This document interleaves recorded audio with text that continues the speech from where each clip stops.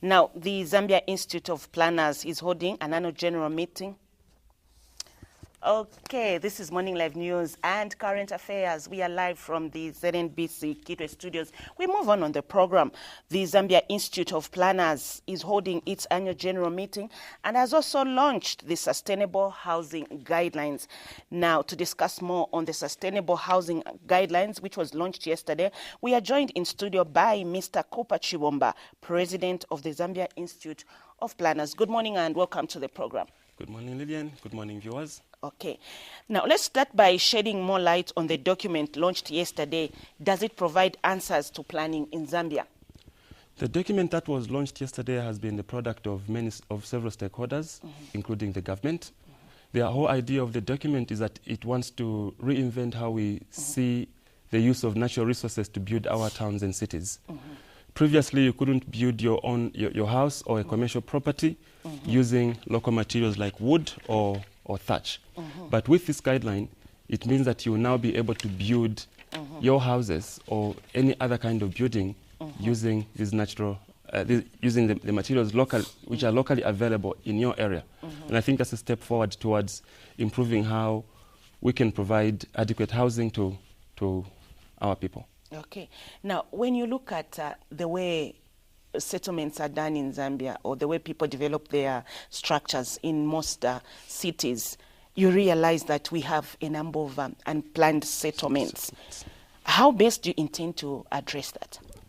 So to address the issue of unplanned settlements, one of the things we have done as an institute, and I must hasten to say that our institute is responsible for regulating the practice of planning in the country.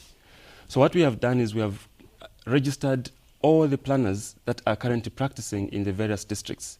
We intend to be very, very strict on enforcing a strict code of conduct to ensure that our planners are doing the right thing. So it means that with every area which has been planned, our members are required to indicate their membership number and their full names. And therefore, if an area hasn't been planned properly, would be taking action not only against that planner who has erred in their work, but we can also take action against that local authority which has employed a planner who can't do the job correctly. Okay. Now, what has the Institute of Planners done to normalize the situation? So to normalize the situation, our first step was to first understand who is practicing planning, which we have done. We currently have about 300 members on our register, and during this conference, we're actually running our first planning conference where we'll be running some continuous professional development courses with a number of planning issues to be discussed. One of them is, what can we learn from informality in our cities? What should the future cities look like? So we are trying to train our planners to be able to prepare better plans and also position them for unforeseen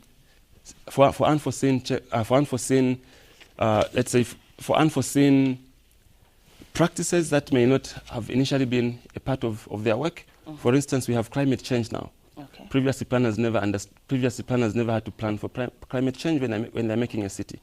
But now we are talking about making a disaster risk reduction plan as part of the city plan. Okay. So. Now, the planning may be good, but the monitoring aspect has also been an issue. How best can we address that?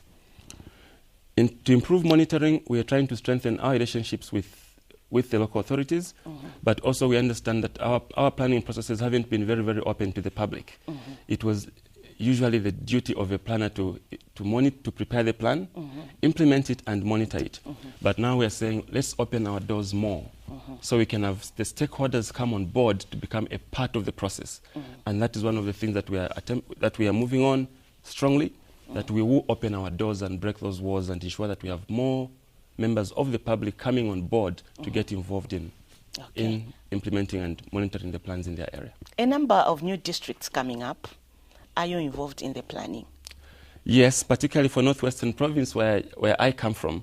I've been involved in the planning for the 4 districts of Kalumbila, Manyinga, Ikeleng, and Mushindamo districts. Okay. It's great having you on the show. You know, time is never our ally.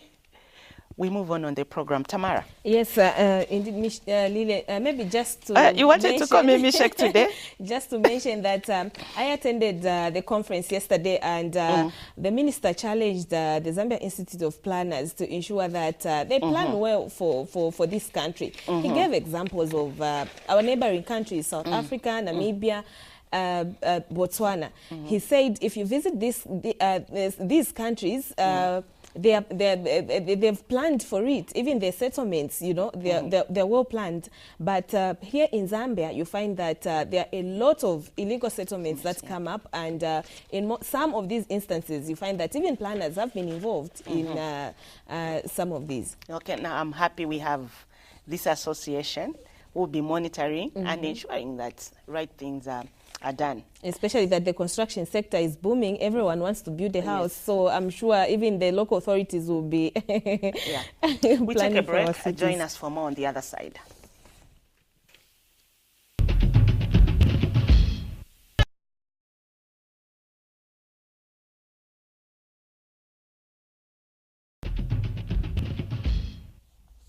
Still on local governance issues, Minister of Local Government Vincent Mwale has warned that government will not allow political cadres to take over the land allocation process. Mr. Mwale says it is unfortunate that the country has continued to experience illegal developments in undesignated areas. He said his ministry is working with the Ministry of Lands and Housing to clean up all illegal settlements and developments, including those near the Levi Mwanawasa Stadium. Mr. Mwale further challenged the Zambia Institute of Planners to be professional in the way they conduct their duties. He was speaking in Kitwe when he opened the Zambia Institute of Planners annual general meeting and launch of sustainable housing guidelines.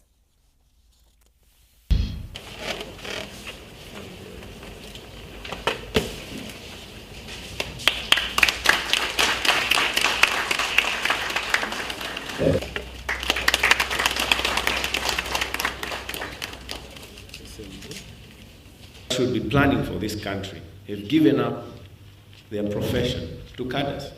They've let cadres take control of everything. Now I want to tell you that this time around, the President is putting his foot down.